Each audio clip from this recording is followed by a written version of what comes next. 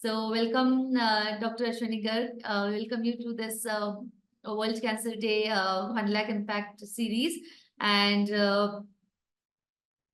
just, yes. Yes, thank you. Thank you so much for having me. Thank you for joining us. हम लोग तो Dr. Ashwini Garg will talk about functional medicine, eating right in cancer.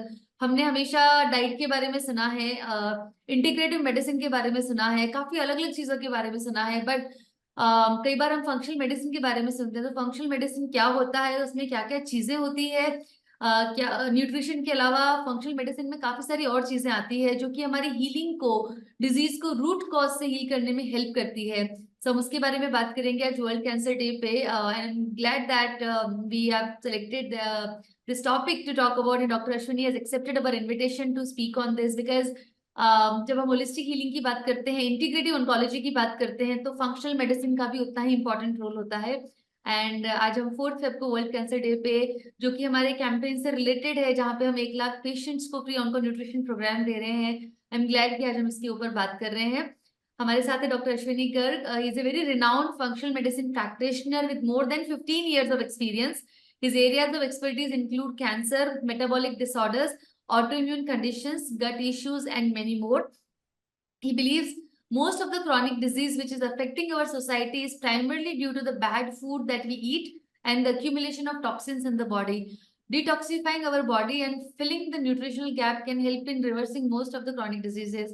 So doctor Ashwini का कहना है कि काफी सारे diseases जो आज हमें होती है, क्रॉनिक डिजीजेस जो होती है, उसका प्राइमरी फैक्टर हमारी लाइफस्टाइल और हमारे फूड हैबिट्स, हमारी स्लीपिंग हैबिट्स एंड रूटीन जो है वो है।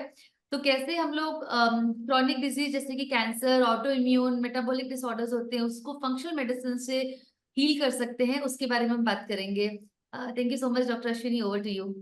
Thank you Dimple ji, thank you so much and thank you everyone and hope कि मैं कुछ रेलेवेंट शेयर कर पाऊंगा आपके साथ। सो just a little bit about what is this functional medicine. So nothing very new, it's just a modern way of using old techniques into healing, let's put it that way. तो एक simple example अगर समझ लेते हैं हम, root cause का मतलब क्या है। अगर किसी का ब्लड शुगर ज्यादा है, डायबिटीज अगर किसी को है, तो उसके पीछे कुछ कारण है।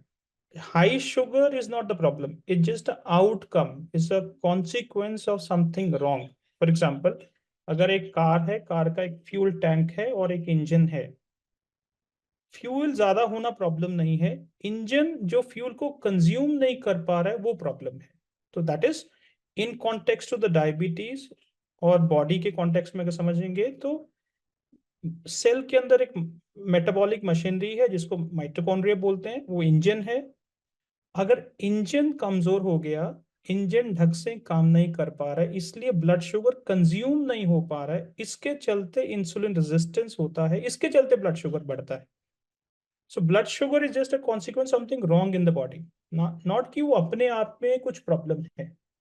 लेकिन कन्वेंशनली सिर्फ अगर हम ब्लड शुगर को हुक एंड क्रुक से कम करना चाहेंगे, हो सकता है कि हम ब्लड शुगर को तो ठीक कर लेंगे बाय पंचरिंग द किडनीज और एक्स्ट्रा ड्रग्स और एक्स्ट्रा इंसुलिन, बट जो मेटाबॉलिक मशीनरी है उसको ठीक नहीं करेंगे तो आउटकम रिलेटिवली तो अच्छा नहीं आएगा।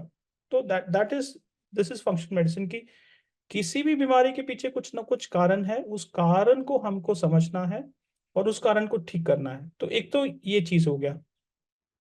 दूसरा चीज, हमेशा आप देखेंगे कि पिछले 50 साल में, 60 साल में, प्रेवलेंस ऑफ एवरी प्रॉब्लम, कोई भी बीमारी है, चाहे वो ऑटिज्म है, चाहे वो डायबिटीज है, चाहे वो हाइपोथायराइडिज्म है, चाहे